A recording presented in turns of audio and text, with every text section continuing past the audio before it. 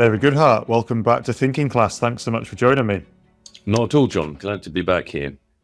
Well, yes, welcome back to this digital space, this ethereal realm, which we do lots of chats in. We're here to talk about your new book, The Care Dilemma, Caring Enough in the Age of Sex Equality, which posits that we now live in a world where this dilemma has been created by multiple things, and you explore the downstream impact of women's liberation, of an aging society, of policy choices made by those in the anywhere class, which are typically liberal metropolitan folks who are focused on opportunities to enhance status in the public realm. And this has created a bit of a precarious or non-optimal world for many other people, particularly those who want to optimize for rooted, closer family ties. And that you argue that most of our policy answers fall short, and there are things that we could focus on. And I'm sure there would be a time in this that we're going to get to those without stopping people from reading your book. But perhaps we begin with describing the issue we're facing here a bit in between that gulf in what the political class has sought to bring about and its impact on the family. Yeah. Well, the big idea that frames the book is this tension, if you like, between freedom for men and women, but perhaps particularly for women in recent decades, and the continuing demands of care for dependent young and old people, and how we've got that balance wrong in some ways in recent years, and what we can do to get the balance right again. Well, not so much again. I'm not a golden ageist. I'm not concerned to return to the 1950s in any way, but I do think that and this is very much a kind of anywhere bias. I think we've spoken before about how this book is, in a sense, the kind of third in my anywhere critique trilogy. The first book, The Road to Somewhere, where I talked about the anywheres and the somewheres, the value divides, education-based value divides, with anywheres being much more educated and mobile and leaning towards sort of openness and happy with change, whereas somewheres tend to be less well educated and more rooted and have their identities much more linked to place and group, and therefore much more discomforted by change. And then the second book, The Head, Hand, Heart, Struggle for Dignity and Status in the 21st Century, about how, which is a kind of elaboration of the anywhere somewhere thesis based on the idea that we attribute too much value to one form of human aptitude, the kind of exam passing cognitive ability, and that leads us to it leads us to create educational and indeed economic institutions that are designed for people of high cognitive ability.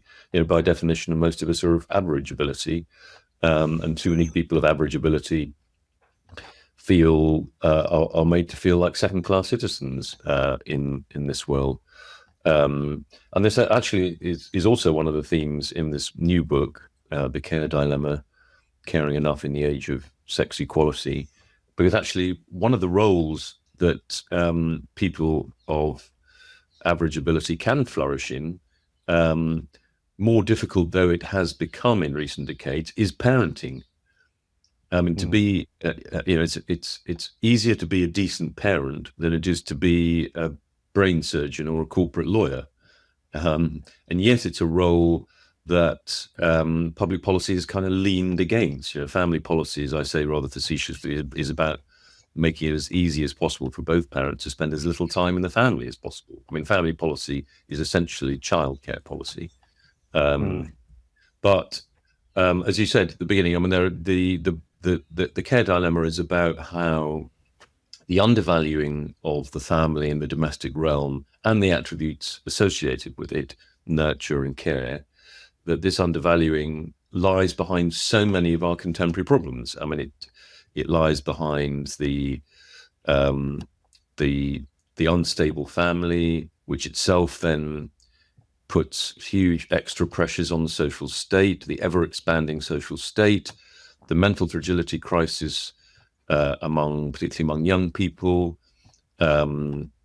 the sharp fall in fertility. We've had yet further falls since we last spoke. I think we're down in the UK now to just over 1.4 total fertility rate, and the recruitment crisis in social care that we, along with all other rich countries, experience because we undervalue emotional labour. These roles sort of traditionally associated with the kind of female domain, if you like, and because we've had a sort of male default version of women's rights and women's liberation, there is this tendency to kind of overvalue the workplace and what is done in the workplace, and undervalue the work done by women and by men in the domestic realm. Now, the reason it's a dilemma is precisely because so many of the problems I've outlined, all of which have their root in the undervaluing of the domestic realm, are also intimately connected with lots of positive things, like the movement of the mass movement of women from the 50s, through to the 90s into jobs and careers. The fact that women are much less defined by marriage and motherhood than they used to be, and just the much, and obviously this isn't just about women. The fact that all of us, we have much more emphasis on freedom, the freedom to break contracts, to leave unhappy marriages and so on. And obviously that has been a plus, but like all of these things, you can overshoot, and we've been reckless in some ways in not accounting for the damage that is also attendant upon these new freedoms if they're not constrained in some way. You pick up on multiple strands within the book, and two of them let's focus in on. So one is this groundswell, I suppose, of desire for autonomy and freedom, and a thread that keeps on going throughout your book is a reference to Milan Kundera's The Unbearable Lightness of Being, where the novel is about the impacts of only living a life focused on freedom and autonomy, and how it leaves an emptiness in some way and has these negative impacts if only focusing on those. And then the other side is those who are making policy, and I suppose their ideological tilt, and you refer to the care egalitarians and care balancers, and how policy is typically being defined by care egalitarians. Perhaps we begin there and unpack what that is and why it's important and how that has a downstream impact. Yeah, I don't think it's going to catch on quite in the way that Anywheres in Somewheres did. And a lot of people will look at my definitions and find that they don't quite fit into either category. That's true also of Anywheres and Somewheres. I guess so. The care egalitarians are the people who see men, and they're quite a small proportion of the population, although disproportionately influential, who see men and women as essentially not only equal but the same. Interchangeable in many ways. They do not think that family structure is a particularly important issue.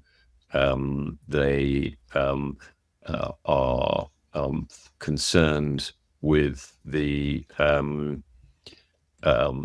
very much focused on what happens in the public realm of work and public life. So very much focused on 50-50 outcomes in as many areas as life or life as possible, and have no concern at all for the fall in fertility. Indeed, probably think that that is a good thing, in that it they probably have a kind of environmental argument against having or attempting to increase the fertility rate, and regard the domestic realm as something for men and women to escape from, really, and something that belongs, or being central to women's lives, is something that belongs to women's past and not their future. Whereas care balances are, I think, probably a majority of the population. I mean, people who do also want a fairer balance between men and women, would regard themselves as sort of feminists with a lowercase f. I don't believe that men and women are wholly interchangeable, that in many circumstances they do have somewhat different priorities.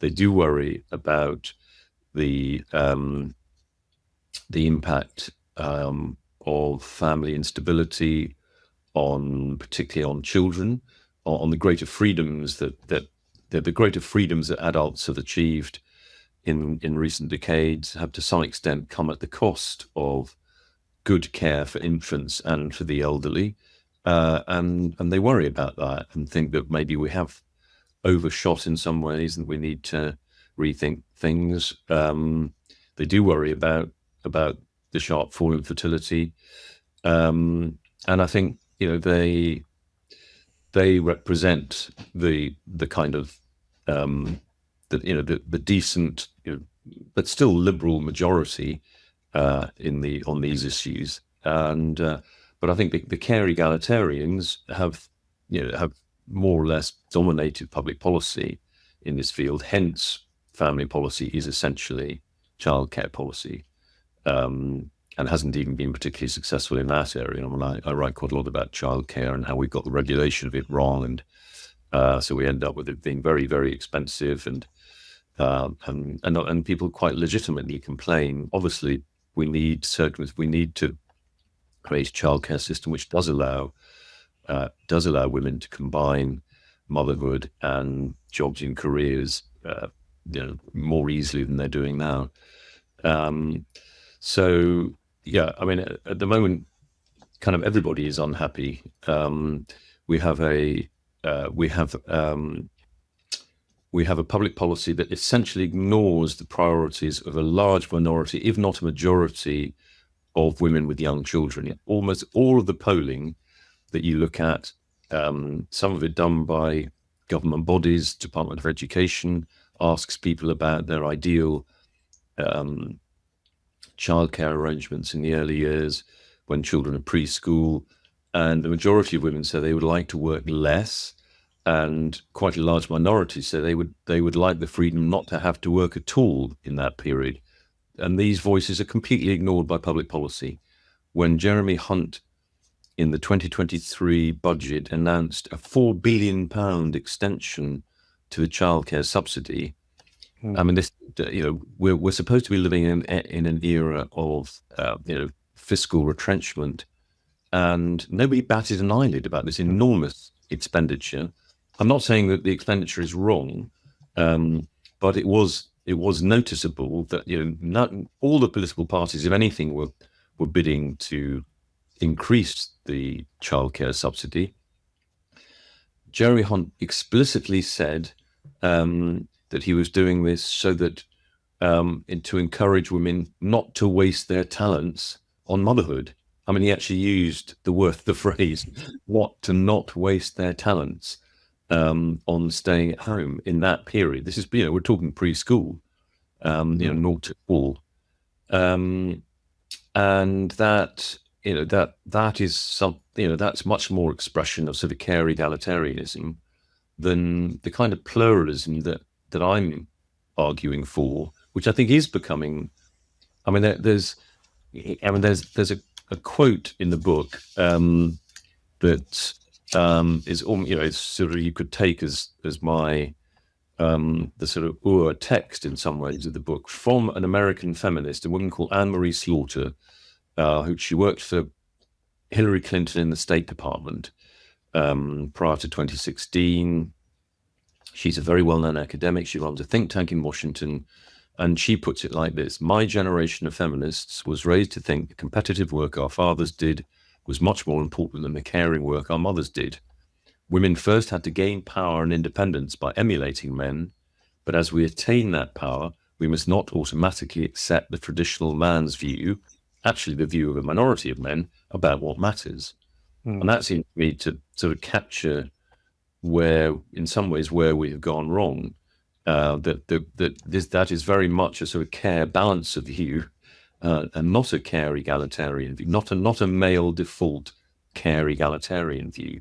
And it's I mean, the kind of care egalitarian view has been very much promoted by the left. I mean, sort of, from the kind of 1970s onwards, the Labour Party would have seen itself as the party of kind of feminist advance, and the party of the non-traditional family, supporting the non-traditional family, and so on.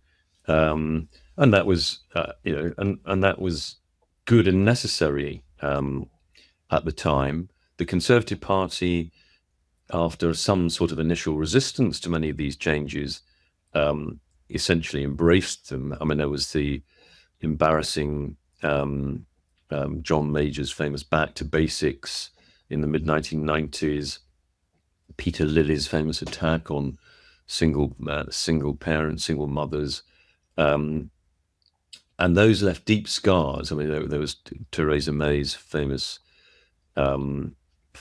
talk about the Conservatives being the nasty party. I mean, a lot of that was associated precisely with a more conservative view of the family.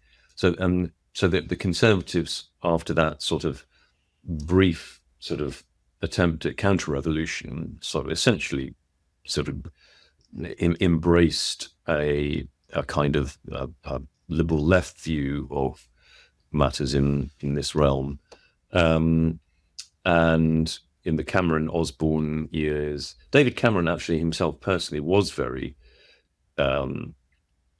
committed to supporting the family, but he never did anything about it. I mean, it was one of the few areas, I think, where him and George Osborne differed, and the Osborne view essentially prevailed. So, the product, the outcome of all of this is that we have the most miserly family policy. We have the least support for the family in any form in the rich West. I mean, we're one of the very few countries who doesn't recognize the family in the tax system. We do not make it easy for one parent to stay at home when children are preschool. Quite the opposite. All of the incentives are to push people out to work as quickly as possible, on the grounds that this is good for them. It's good for their kids to be in stranger care from the age of 9 months. Actually, is going to be where the subsidy now kicks in, despite the fact that a very large number of child development experts will tell you that that it's preferable for children to stay within the family until the age of about 2. Obviously, there are differing views on that. So we've we've had a sort of consensus has coalesced around a very work-oriented, very kind of individualist, work-oriented that kind of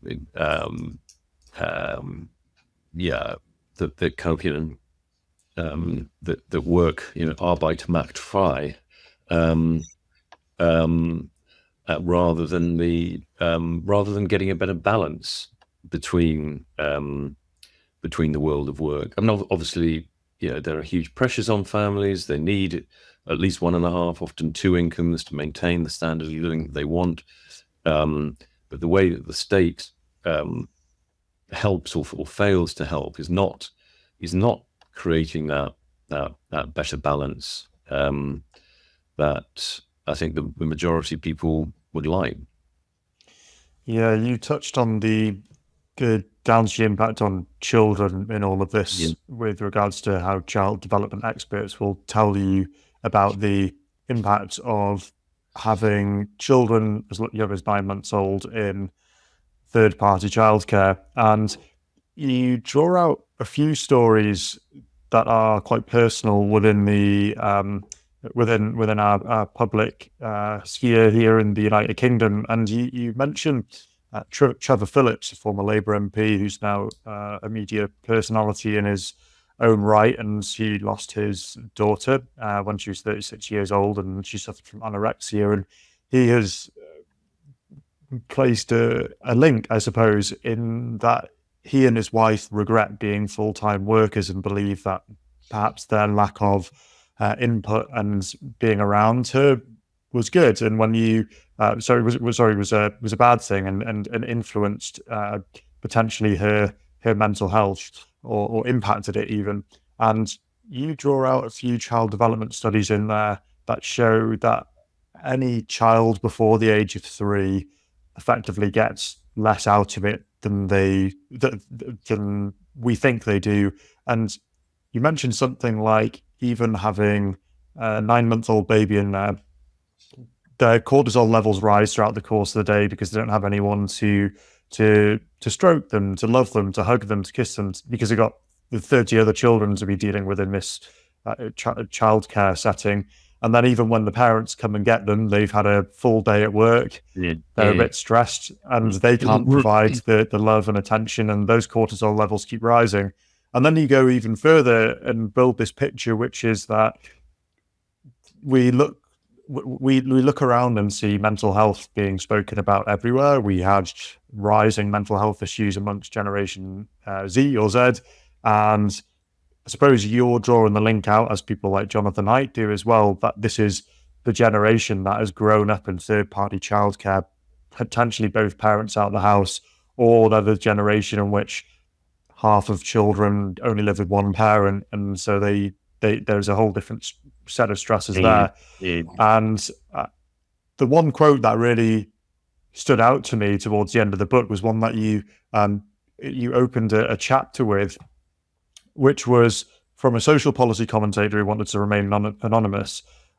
And they wrote, "No, I haven't written about the family. It's too fraught a topic." But considering what we've just trotted through in the space of 5 minutes as to the detrimental impact of civilization, why is it that you think that people don't want to talk about the family, even if they are ultimately focusing in on areas that are going to be totally intertwined with the family setting?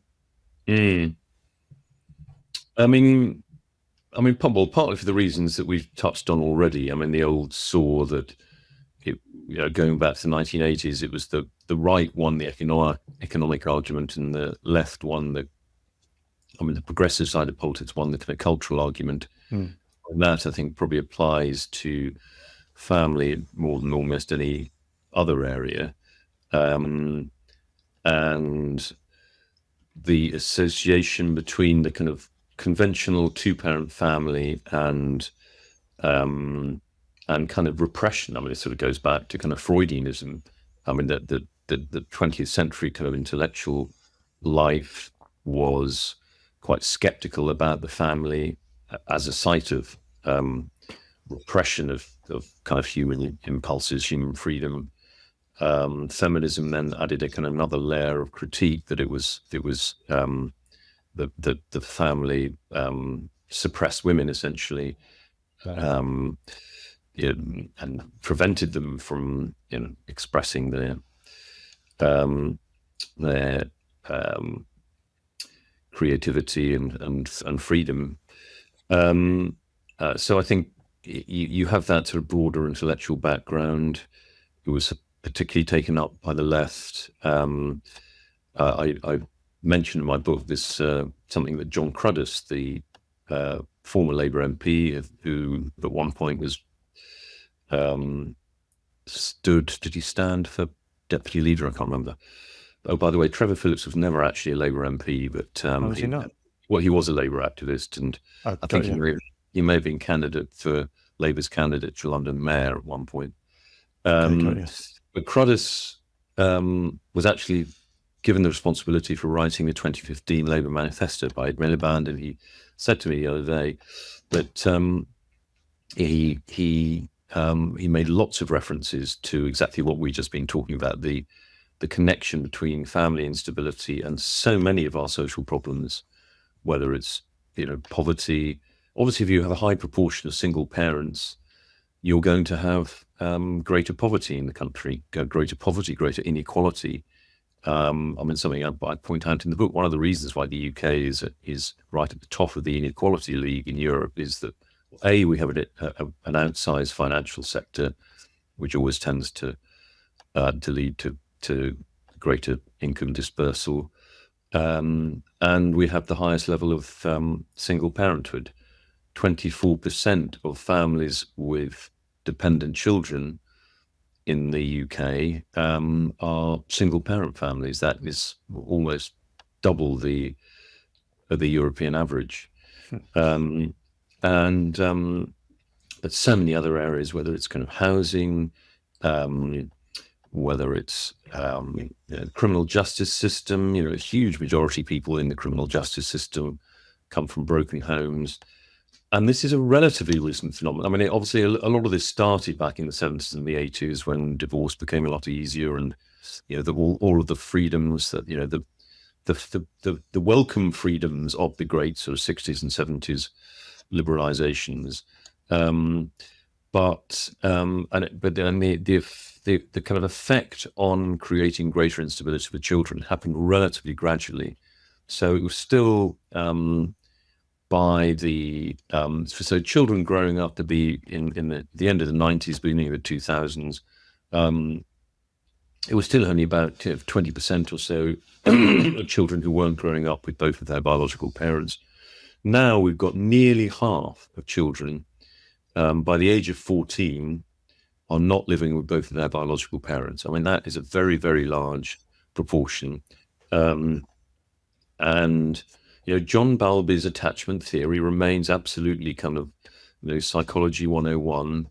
No one has really attempted to debunk the idea that stability is very, very important, both for infants, hence the question mark over putting children too early into stranger care, however good it is, but also the how potentially damaging. Now, obviously, every child is different. Some children can sail through all these things and be fine, but many other children are badly affected, both by being put into childcare perhaps too early, but also then being badly affected by disruptions to family life through relationship breakdown. And those numbers have increased really substantially. And I have a whole section which links this. I think Jonathan Haidt is clearly onto something with his whole argument about social media and the way particularly young women, curating their lives on these platforms is obviously very damaging. But one of the reasons that these children spend so much time on these platforms is because they do not have stable sort of traditional family life that is there for them, that is guiding them. Their parents are, even if their parents are together, their parents are on their screens the whole time. I think alongside the Haidt critique, I think the other possibly even bigger elephant in the room is the breakdown in family stability. Now, obviously, not all families. I've had a very benign experience of family. I'm one of 7 children. I have 4 children of my own, and there are lots of people for whom the word family does not evoke something sort of warm and welcoming. And so, I'm not, as I keep emphasizing, I'm not trying to turn the clock back on the great liberal reforms in the 60s and 70s. But there are huge outcomes, as I've already said, both in kind of pretty much any social policy area you want to look at, educational underperformance in criminal justice, etc., that you can see an absolutely direct link between family instability and these things. But the political class has decided, as I say, both left and right, that this is somehow beyond politics, that we cannot And I mean, it may be in a way they're right. I mean, these are. I'm not for a moment saying these are easy things to solve. I mean, that's, given that we don't want to go back to, we don't want to make it much harder for people to escape from oppressive or damaging partnerships. We don't want, we want to still maintain a high degree of freedom, but we do need to. We need to balance it more. We live in a largely post-religious age. The moral stigma associated with leaving a long-term partnership or marriage, even when you have young children, is much reduced. And the kind of handrails that used to balance the human impulses towards freedom, satisfying our selfish desires, and so on. Those things used to be balanced in a way that they ceased to be in some ways, except for religious people. Religious people still do often have much more conventional family arrangements. They tend to have higher fertility rates. Indeed, I think this is one of the arguments of Louise Perry, who's writing a book about fertility and pronatalism, is that the liberals are going to die out, or they're going to be outnumbered by conservative religious believers, because they're the ones that are still having children. But no, I mean, I think that the Jonathan Haidt argument is clearly right to an extent, but and he also makes this point that almost compensate for the lack of security and stability that we're creating for many of our children, parents then sort of almost overcompensate with this sort of highly intensive parenting. It actually came in really in the 80s and 90s, when education started to become the great sort of divider, when the decent jobs for people of low educational attainment started to disappear. Parents, particularly middle class parents, became much more focused on their children's ability to do well at school and then get into university and into the sort of safety of a professional job. But you saw that rise in so-called intensive parenting. But it often went along. It was a sort of funny mix of kind of almost over-intensive, the decline in play, the fact that children no longer walk to school and all those kinds of things. Also sort of coincided with this combination of sort of too much attention, particularly when children were kind of adolescents, with almost not enough attention when they're younger, either because of the increase in formal childcare, or because family relationships were much more disrupted than they had been before. So and I think there's a huge amount of evidence that this epidemic of mental fragility has not only social media, iPhones and social media at its root, but also the much less secure early years that young people experience.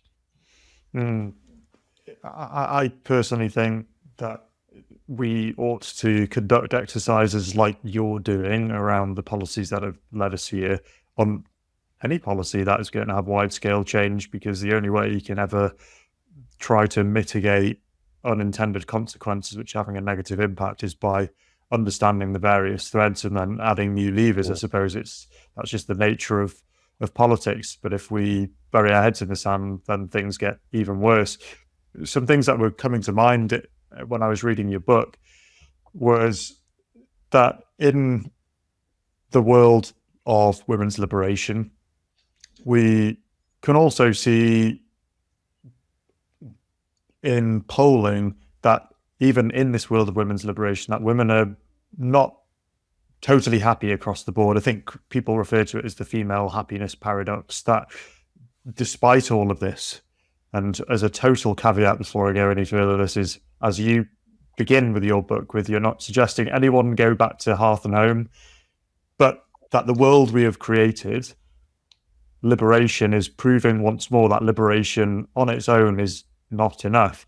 And besides that, if you look at the impact on men, and again, not suggesting we go back to some model where only men benefit, though I don't think that ever really existed, perhaps a subset, but not all of them, is that we have men who are probably about as diminished as you could imagine, because their status has gone down. I think men are very sensitive to their place in the status hierarchy. I think we know that. I mean, psychologists that you cite, like Roy Baumeister says so. And I suppose looking at other policies that have impacted all of this, like, and I think we did touch on this in the last podcast, but like Tony Blair's let's get 50% of everyone to higher education. And I remember the impact that had on me as an early school leaver, that those late teens, early 20s, looking around at my peers, I felt very, very low status. I really struggled with girls. A lot of girls were just immediately out of my league because they had those. And I didn't know it at the time, but I definitely now do, looking back, that there was this gap to fill. And then I did all of my study later on in life, and that started to dovetail with a career that was increasing around me, and I found myself around the cognitive classes. And whilst I would say my now fiance is not going to look at me and say, I'm with you because of your degrees or whatever, I think there's probably no doubt that if I hadn't have done those things, I wouldn't have gotten myself into a position which would have been of esteem in this society. And indeed, I have friends who are doing career changes in the middle of their lives, and they're students again, and they feel really low about that because they think, well, how does that look for me at a status perspective? So it's quite interesting that then you see this intertwining with perhaps the use of, and I know this is something Chris Williamson, Modern Wisdom, has talked about, the use of the birth control pill, which is apparently, according to some research, is having an impact on testosterone levels in society.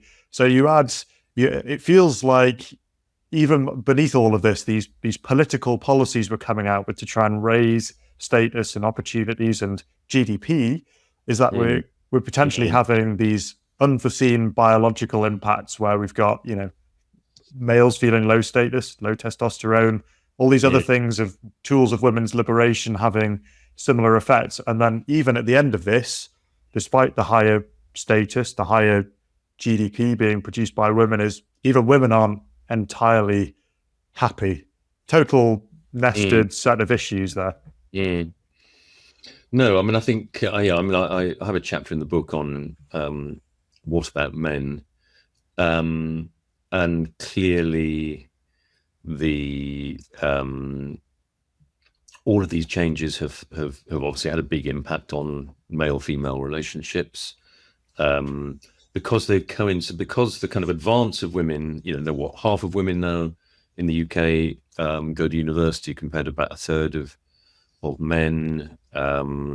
The pay gap between men and women is now virtually zero for those under 40. Women are more or less equally represented in the professions now, indeed increasingly dominating certain professions, particularly, as it were, the kind of higher carer professions like medicine, but even the law too. And the fact that coincided with the fact that this sort of shift in gender relations in favor of women coincided with the rise of the so-called knowledge economy and the export of so many traditional industrial jobs. It has created, and I think it's one of the things that drives populism both in the US and in much of Europe. It tends to be men who vote in larger numbers for populist parties than women, partly, as you say, because they do feel a loss of status. I think the majority, I'd even say the vast majority of men have kind of accepted the broad sort of idea of greater equality between men and women. and indeed, there's plenty of evidence I cited in my chapter that the distribution of domestic labour has shifted quite a lot and become more equal in recent decades. We've moved from something like sort of a 70-30 balance, with women doing about 70%, men 30% of domestic and childcare labour, to something more like 60-40, even 55-45, probably in more middle class, higher educated homes. But still, a large minority of men feel that they've kind of lost a protector provider role and haven't really found anything to replace it. The labour market has moved against them, moved in favour of women and so-called soft skills, communication skills, which on average women tend to flourish in more than men. So you've had a sort of double whammy for a lot of men, and in some ways, as you mentioned, Chris Williamson. I mean, he talks about why is there not more sort of violent protest against this shift in status and the kind of removal of useful, productive roles for at least a large minority of men. He talks about the sort of soporific effect of sort of video games and weed, and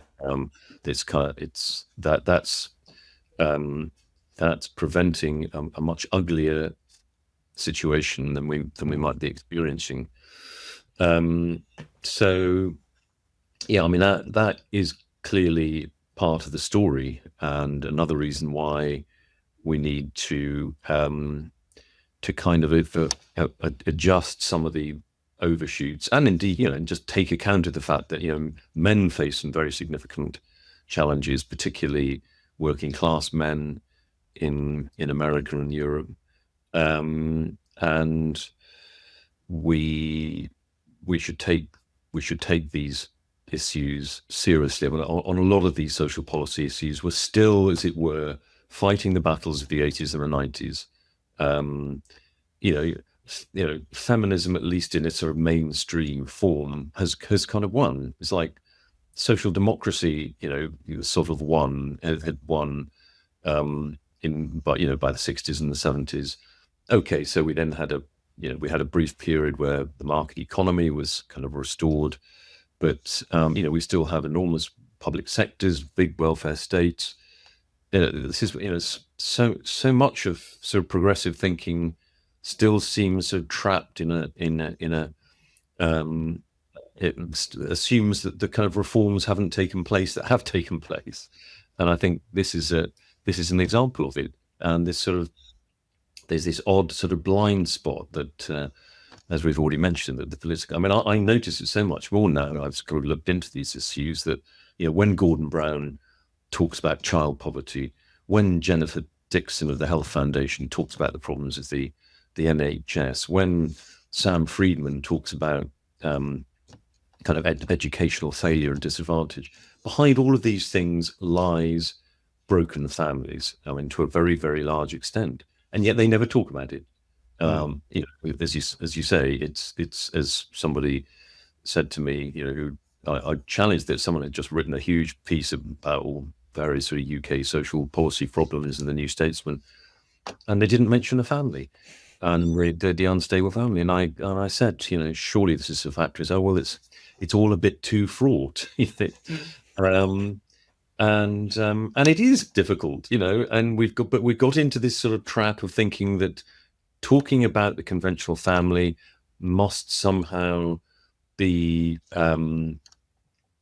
stigmatizing single parents or the non-traditional family.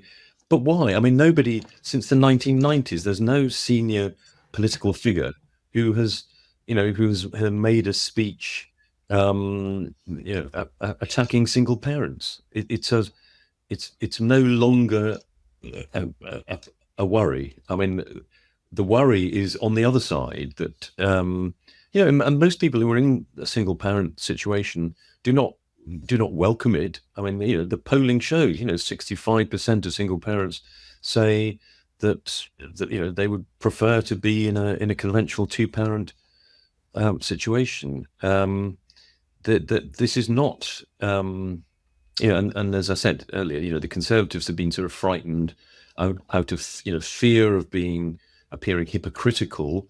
I mean, that was partly the problem with the famous John Major Back to Basics. Suddenly, we had all these sort of stories about the philandering behaviour of Tory MPs. And not wanting to be hypocritical is a good thing. I mean, even you might say that's actually been an advance in our politics. And we do have the rather depressing, I think I cited in the book, that something like 40% of all MPs elected in 2010 who were married or in long-term partnerships are no longer in those relationships. The Westminster life is not a good one for stable families. And if you are concerned not to be hypocritical, you can see why people may not want to talk about these things. So yeah, and there's I mean, you might say a good reason for not talking about these things is there's no point talking about things we can't really do anything about. I mean, it's the genie's out of the bottle. People now embrace freedom, and there's kind of no going back. So we just have to sort of live with the consequences of it. And maybe that's right in a way. But I mean, I think that, I go back to this point about the fact that our family policy is so weak. And there are things that they do routinely in other comparable countries, recognize family in a tax system, make it easier. Finland has a home care allowance that actually pays people to stay at home, to make it easier for that large minority, if not majority, of women who would like to be able to stay at home but cannot afford to stay at home when children are preschool. Make it easier for them to do that. Yes, it would cost a bit of money, but actually a lot of that could just be rechanneled from money that we're already spending. I mean, as I mentioned, these very large subsidies for childcare, £9 billion in total. I think by the end of next year, we're going to be spending on subsidising childcare. Why not give that money direct to families? They can then decide, will either some of them, perhaps most of them, will still spend it on formal childcare. A lot of them will spend it on themselves or on granny or a combination of the two, so that they can stay at home and create that stability and reduce the stress. So much of family breakdown happens in those, that nearly half of kids in the UK not living with both biological parents when they're 14. Some of that would be reduced, I think, if families feel so stretched at that period. You have one child, you have two children, pressures at work are sometimes at their maximum when you're in your 30s or early 40s, and everything falls apart. Then that is where we should be trying to create some protection, and I think the state has a legitimate role in doing that. It would cost money, but some of the money could. We could also. Another of the ideas being floating around is to front-end child benefit. You can go on receiving child benefit till if the young person is in education until the age of 20. And so it's a reasonably decent amount of money. You have a couple of kids, it's about £2,000 a year. If you could take, say, half of all child benefit in the first 3 or 5 years, that again would make life a lot easier. Make it easier for single parents, single mothers usually, to keep some of their benefits when they start a new relationship. I mean, at the moment, there's absolutely no incentive for a single parent to start a new relationship because they lose all their benefits. The person coming into the relationship, assuming it's a man who is the main earner, doesn't get any sort of tax benefit from a new partnership. That needs to be reviewed as well, so that the revolving door that young people experience as such a damaging thing in their lives revolves less fast.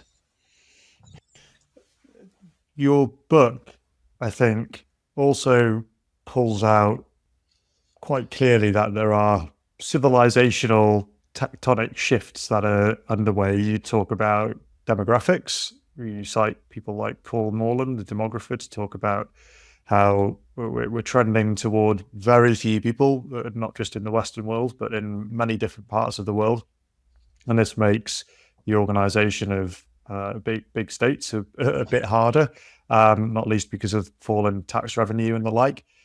And some of the responses that we've seen, such as mass immigration, is causing, for many people, a sense of cultural dislocation. And so even if you could go and hire all of those care workers from poorer parts of the world, is then you're depriving them of people who could care for their own compatriots, as it were. And so I'm going to try to avoid going into a doomerist mode, because I think we should always retain a sense of hope. But if you do look at the civilizational strands that are being pulled on really heavily here, so you've got immigration of distinct peoples on a large scale, we've got low social cohesion on that, and less future support for welfare programs, and then even because of the narrowing demographics, we're going to have lower tax base for that. We've got growing regional imbalances here in the United Kingdom, but you could argue in other parts of Europe too. That declining fertility, we've got low trust in institutions and public officials. And I suppose what you are starting to see is a positive response to that. You do see some people attempting to look after themselves through grassroots organizations. You cite some in your book. And I see amongst certainly some of the more conservatively minded Gen Z is people who are throwing themselves into committed relationships and marriage much sooner, and championing traditional values. And so my crackpot theory as a potential scenario here, this civilizational shift, is given the pressures coming on the nation state and all of that low trust and these regional imbalances and potential fractures, perhaps we're starting to see the unraveling of the recent technology of the nation state. I don't know, maybe it's a bit Oswald Spengler decline of the West for you, David. What do you think of that? Yeah, that's a big one. I mean, I do think there is a kind of degree of, particularly in this country, the kind of Anglo-Saxon countries are famous for their short-termism. Well, I think this is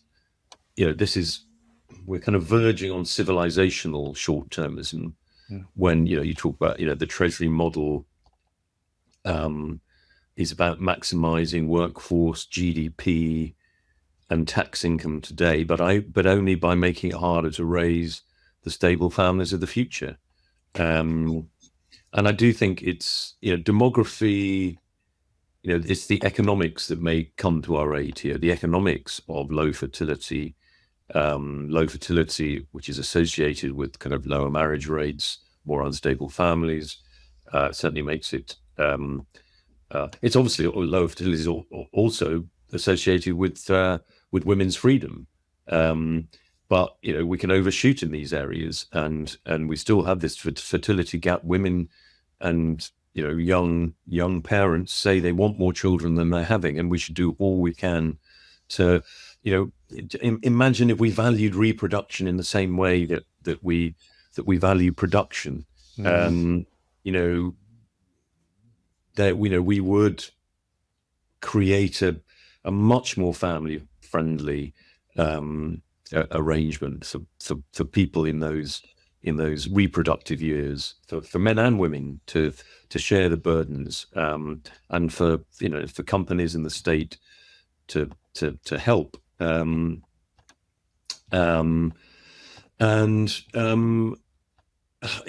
do think that it's GDP thinking. GDP thinking has become so dominant, as if, and just the way that we count what we regard as economically productive. I mean, how can it not be productive to create the stable, well-balanced children of the future who are going to be the workers of the future and the taxpayers of the future? And I think it is. I really do think people have talked about the limits of GDP accounting for decades. I mean, it's not a used subject at all, but I think it's becoming more and more dysfunctional, particularly as an aging society, we're actually spending more time at home, doing more productive work at home, whether it is raising children. We're doing that less, it's true, but we're also working, helping, looking after old people at home more, and a lot of that does happen in the GDP economy. A lot of it happens outside the GDP economy. That some of these distinctions are becoming increasingly sort of pointless in some ways, and we need to count both types of work, whether it's paid for or not as productive work. So we're spending more time at home.